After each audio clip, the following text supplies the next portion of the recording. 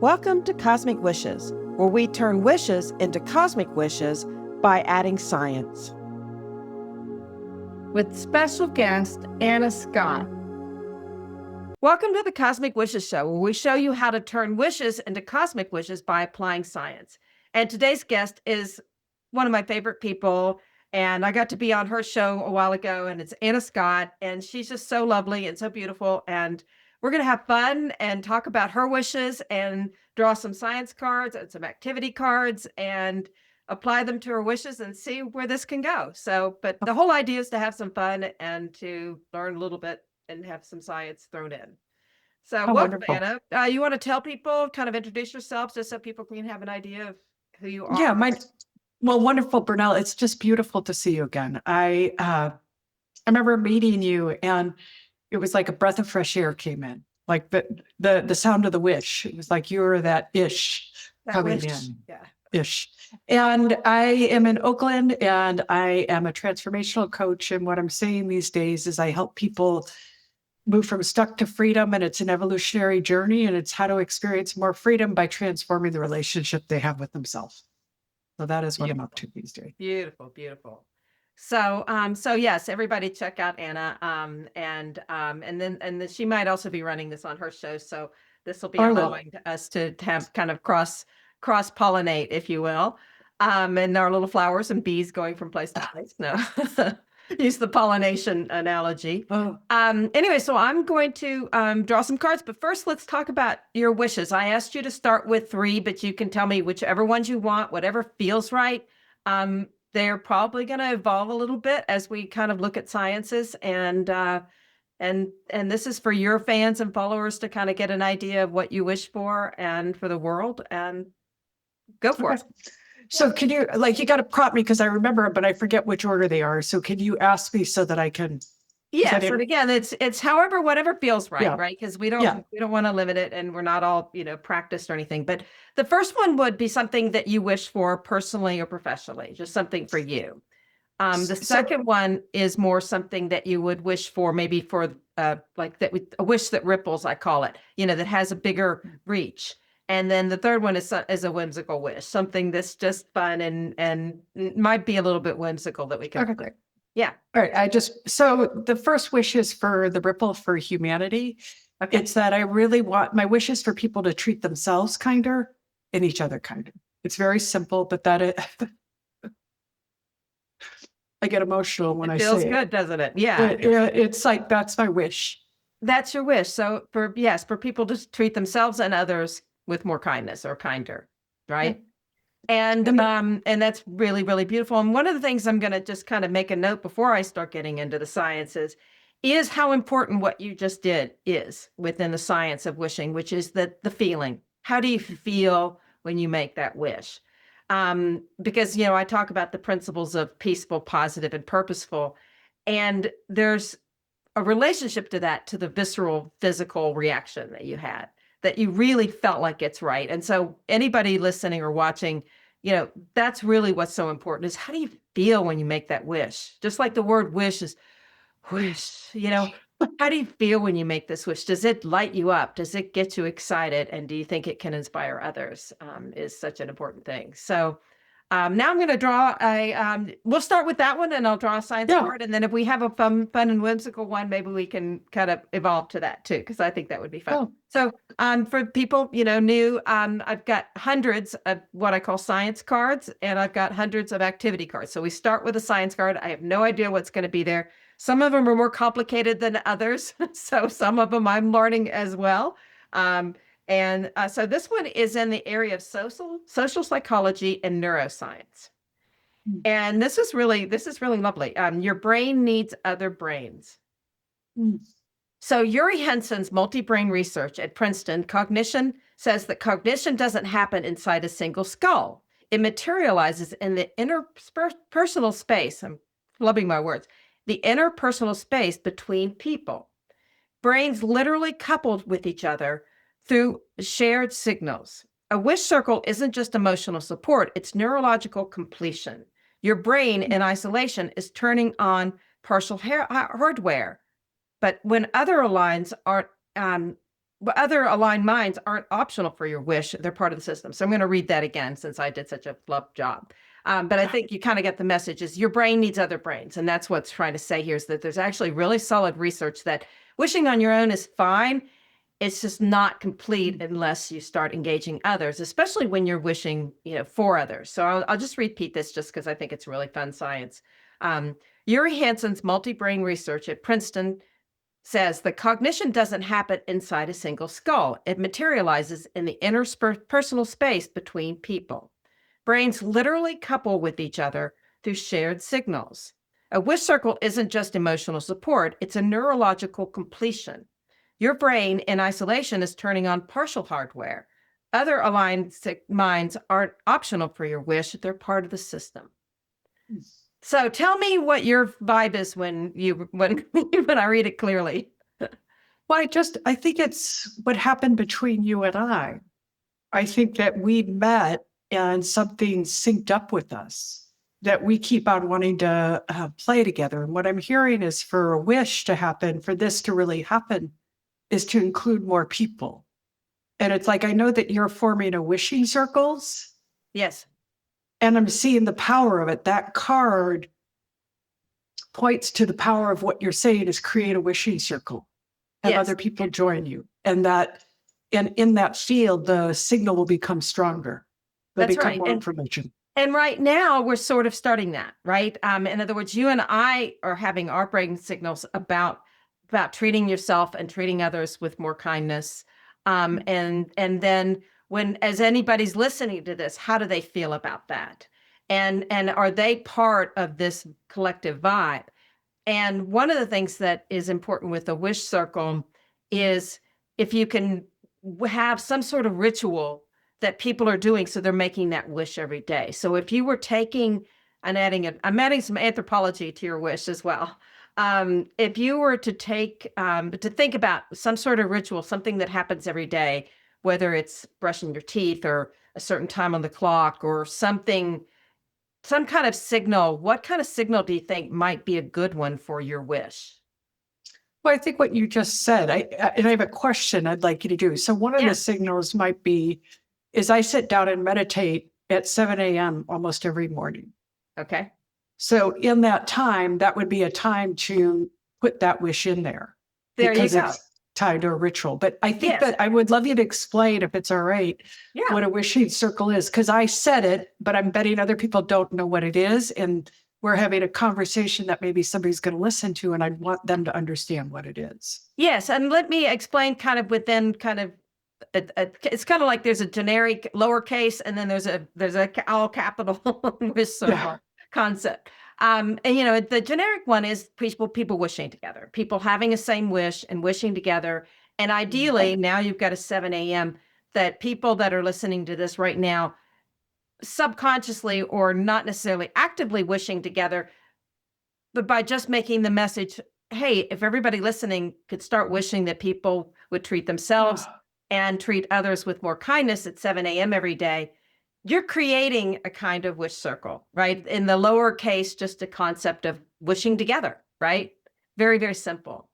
And then there's the kind of all caps one, which takes it to, I call it the cosmic wish experiment, where people are more consciously knowing who they're wishing with, and they join together as a wish circle, and they make a commitment to wishing every day for 8 weeks, that same wish at the same time, using the same ritual.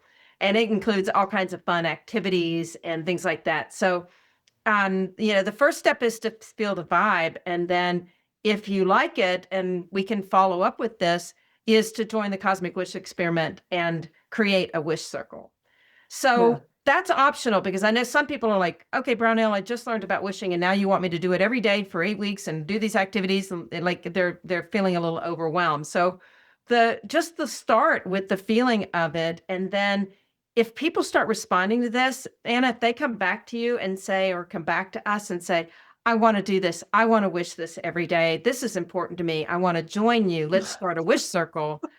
Then let's do that, right? But I don't want to force people into that until they're just, start try it on for size, if you Oh will. my God, I just felt the power, Brunella, of what you're doing in another. Can I share this? is I just felt it didn't ever occur to me until right now that my wish, somebody else could want the same wish, have the same wish. Not only that, and I think about wish that people having that same wish and wishing together and I, multiplying and living it and embodying it and feeling that for themselves and feeling, and maybe the wish, just a little suggestion, but maybe the wish evolves to a little bit like I wish for everybody, including myself, to treat yeah, myself with more kindness so that they know that day, that moment, that they're in that vibe of, okay, you know what? Today I'm going to treat myself with more kindness and I'm going to yes, treat others with more kindness. yes. Right. That So it's personal Yes, then. and thank you for Right. the language shift. I hadn't wordsmithed it, and what you just said is even actually more powerful because Yes. it is Yeah, I exactly. want to treat myself more with more kindness I, and I I want to treat wish others. today to treat myself and to treat others and for others to do the same. Maybe we can Yeah. add, right? Because and then you start realizing that you're going to what's this you're going to trigger all kinds of cool sciences. And I talk about this. I've got a TEDx talk coming out soon. And I talk about like all these different sciences that start triggering when you start doing this. And we've got hundreds of sciences that we could be here all day. The important thing is to know that when we're doing this collectively and we're feeling this, we're going to start triggering ourselves to look for ways to treat ourselves with more kindness. We're going to Mm. start embodying that. We're going to feel it in that moment at 7 a.m. every day. And we're going to start realizing that okay, I went through this situation. And maybe the next morning you think to yourself, did I live that yesterday? How can I live it even more today? Oh wow, I just saw that. What's happening as you're speaking, I saw myself as a conscious creator and with this wish that it becomes part of my consciousness. Yes. That's The that's what collective the consciousness, consciousness. Yeah. the Yeah. collective consciousness.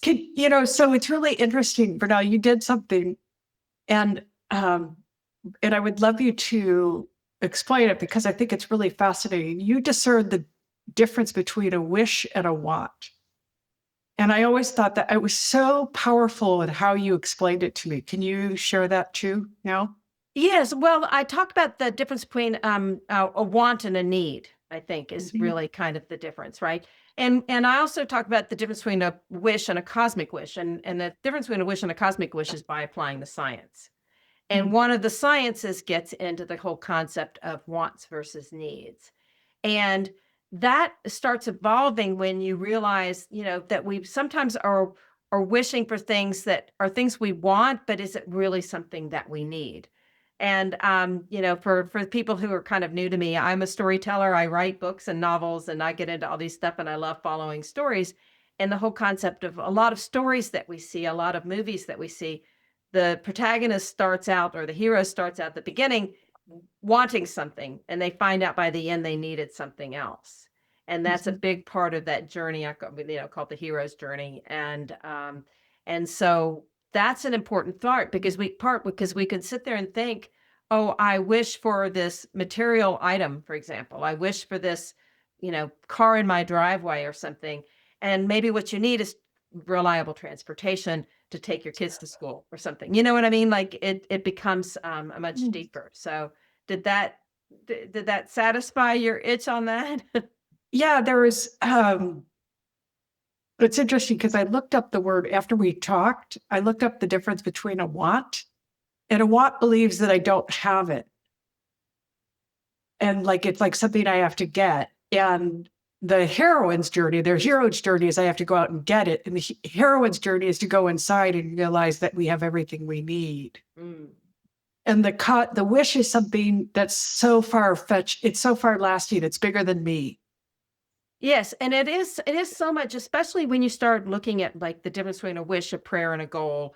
And some people get really high, goals are things in your control. You can set that checklist and make those things happen. And prayers are for those things outside of your control. And when you're kind of like, I can't do anything more, you're asking. But wishes kind of embody all of that. And so they can become much bigger than that. And with an element of what I call cosmic collaboration, where you understand there are forces outside of you that help you complete that wish. And Mhm. however you define that can be completely up to the individual.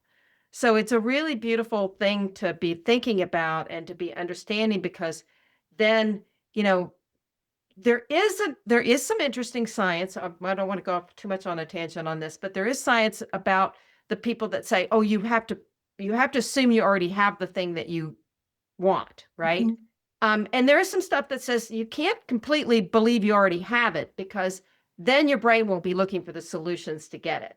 Oh, oh, that's interesting. So Oh, you wow. can't cut that off and say, I already have that car in my driveway, or I can already afford that house. I can buy it now, even though you don't have the job or the income or Mm. whatever that is. Because you're playing with your brain to look for those answers and solutions. And once Oh, you God, I open love up your that. brain to that, it's going to help you look for them. It's like just back to the kindness wish is even that. You can say, okay, I already have kindness. Yes. And you can have more. And you can wish for more, Ah, and you can feel more, and you can wish for more for others.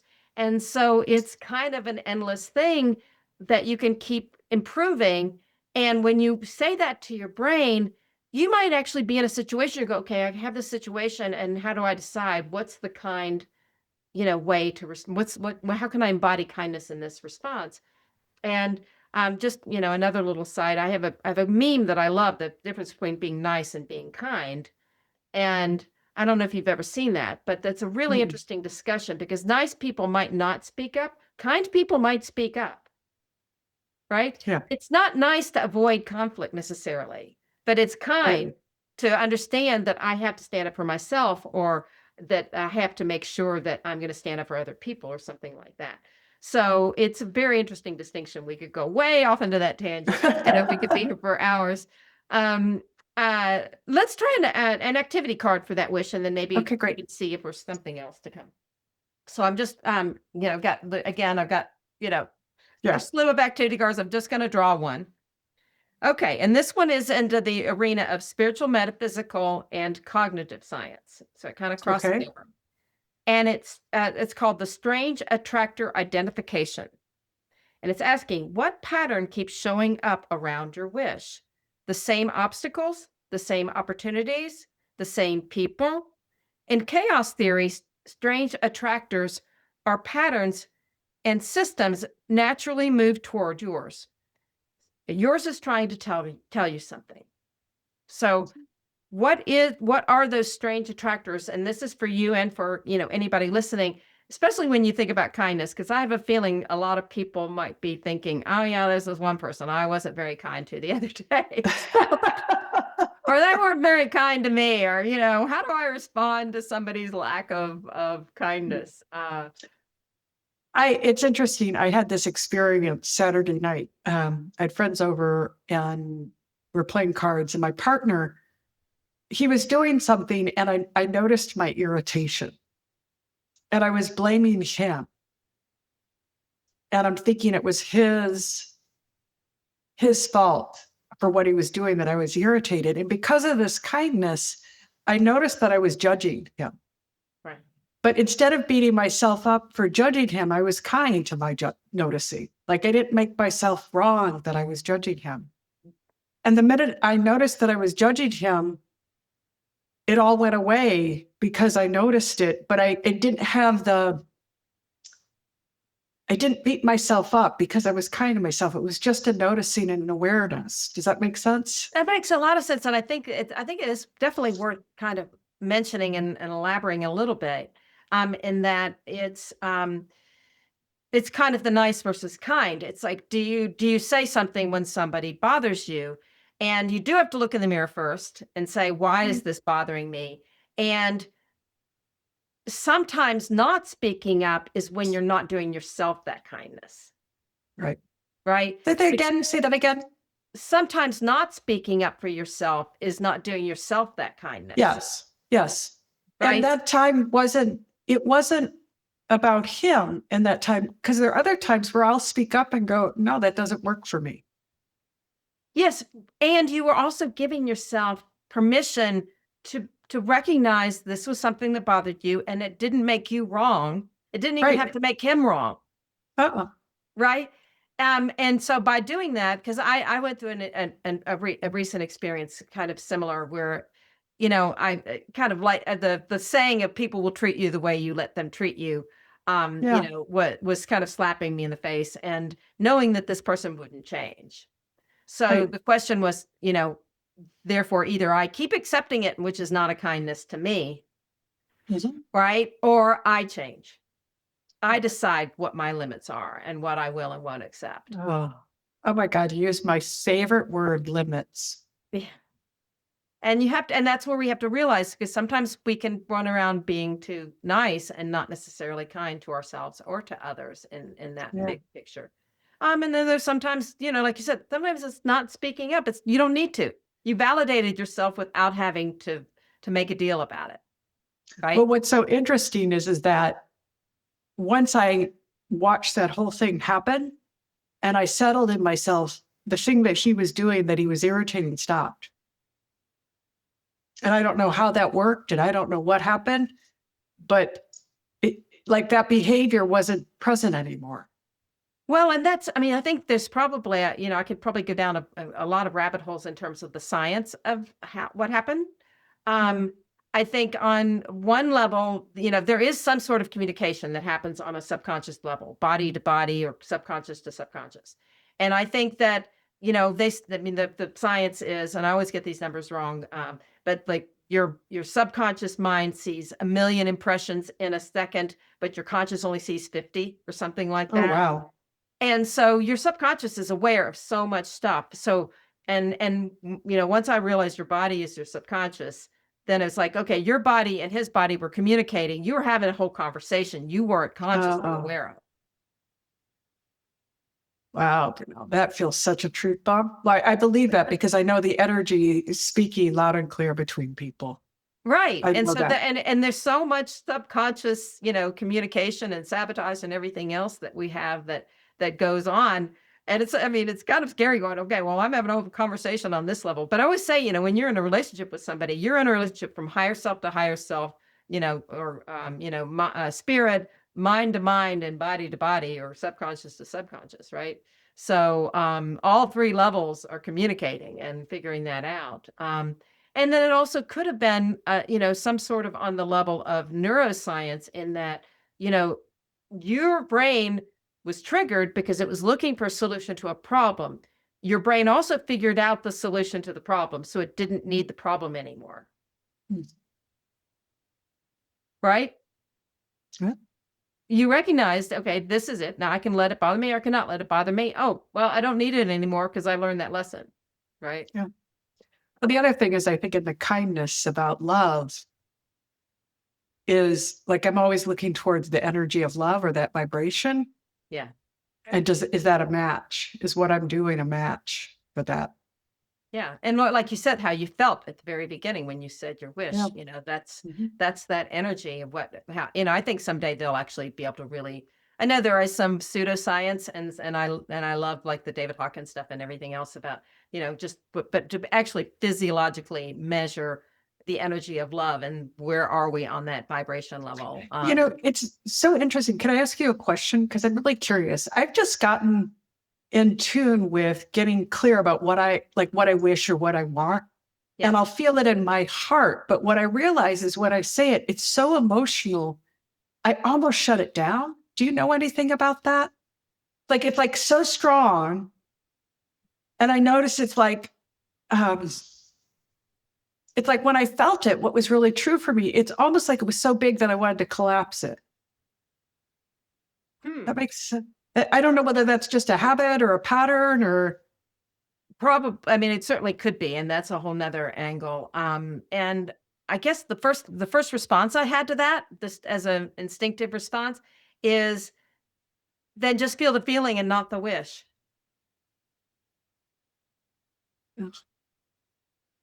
but it's so interesting. I think that what it is, I just got it from you, is I think that I'm not used to feeling that. And then I have to collect, like that's the pattern. I just saw it. Yeah. It's like to put the feeling and the words together is so strong. It's like I haven't learned how to be with that strong of energy. And so maybe that's another wish is to It's get comfortable with the energy as you're elevating, get more and more comfortable. And maybe you take little bits and pieces of it, you're like this little energy ball, and then you just get bigger and bigger and bigger and bigger. That would be my personal wish. There you go. That's your Is personal to, wish. Yeah, we had your ripple wish, yeah, and your personal one. Yeah, is to yeah. get more and So more and comfortable with back that. to the sciences, right? The first one is, of course, you need other brains. So this is you're sharing it obviously with me and with others. And maybe I'm going to throw this out there to anybody listening: is if anybody has any techniques that's working or experiences or following this and go, oh my God, I tried this too and it works. That's the ripple. That's the science card that we drew, right? Your brain needs other brains. So we will learn from you as much as you're going to learn, hopefully learning from Mm, us, right? And yeah. that's where we can really magnify all of us. I was, in a personal story, I've been creating a Substack, and they say, okay, your first page should be, they call it your manifesto, like, who are you and what are you about? And for me, I'm very clear. Like, first of all, I'm a storyteller, not a scientist. And second of all, and I'm an explorer. So I'm always Mm, exploring. There's always going to be more answers and there's always going to be more to explore. And that's a good reason to have a blog, is because I'm going to have new ideas and have a way to put them out there. And I'm also really clear, like my positioning for who I am is I'm not a guru, right? I'm not the person you go to for all the answers. I'm going to probably give you more questions than I am answers. Um, and so I want to learn from you. I want to learn from the people listening and watching. I think that's where we can all really be supportive of each other and be kind of each other's gurus, if you will. oh, So I'm so open to it, and I just had fun digging the sciences. And it's funny because you saw me kind of stumble as I read the card, and in my mind I thought, oh Lord, do I edit this part out or not? Right? Because I didn't, because I stumbled over my own card. And then I thought, no, this is an opportunity for me to do exactly what I'm doing now, which is to show I'm learning too. Right? I mean, I'm still getting there, and some of this is hard to read and hard to understand, but oh, we're all you- getting there together. but what you just did is my wish because you're being kind to yourself. That's right. So you just manifested my I wish. manifested your wish because I thought I'm going to be kind to myself and I'm not going to beat myself up, and I'm going to accept that. And you were the Oh, mirror to it, because what you were able to do in your wish and in this conversation is give me a safe space to admit my flaws and my mistakes. Like, I gave the TEDx talk a few weeks ago and I made some boo-boos. I don't know if they'll be edited out of, I have no idea. And this is like, it was such a big thing. And I thought, I'd rather come out and tell people, hey, I made a few boo-boos, but I still hope you, love my talk, versus me feeling like, oh, I better not show it to many people because I wasn't perfect. Maybe it'll still be meaningful. oh, And that's again another act of kindness, self-kindness, is yeah. to understand, and kindness to others, because it's real easy to watch somebody's video or watch or listen to something like this and go, she made some mistakes or she did this wrong. And like you said, the judgment aspect. And that's fine if you want to. I mean, like, everybody has the right to do what they feel they need to do, and I'm not denying of mistakes that I've made. So I'm not trying to like push away and say you don't have the right to judge, because you do. But if you're trying to wish for self-kindness and kindness of others, that is it's a big area, is how much you judge yourself and how much you judge others. Yeah. Yeah. I think what's interesting is that because of thought, we don't know what's a mistake or not, because we make that mean it. It's a mistake. And it's valuable for certain things. There's nothing wrong with it. And we really don't know. It's life happening, evolving and learning. And we Right. get to try again. Right. And sometimes being vulnerable, Brene Brown would probably say, being vulnerable and admitting your mistake is actually a really beautiful lesson to share to others. Yeah. And then your story about, your experience the other night, that helps others. And not admitting it and acting perfect and I'm the guru and you come to me for everything usually is, the beginning of the end in terms of really being able to trust somebody. So, Yeah. Yeah. yeah, I don't know about you. As soon as I think somebody has all the answers, I find out, that there's so many more questions than answers. So, is there anything else you want to add to tell people? Because I just think this is a beautiful place to kind of wrap up the show for now. And let people hopefully give us their opinions and share their stories. And 7 a.m. wish for kindness to themselves, have a day full of kindness for themselves and for others. Or I think that's a great place to end. yeah. Well, thank you so Right much. there. I appreciate it. And You thanks too, everybody. Brunel. Thanks so much for joining us. Please comment, like, share, and subscribe.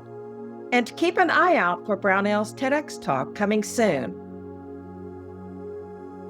The Art and Science of Wishing, now available. And as a special thank you for watching to the end, please visit brownelllandrum.com/bonus for a free gift. May your cosmic wishes light the sky.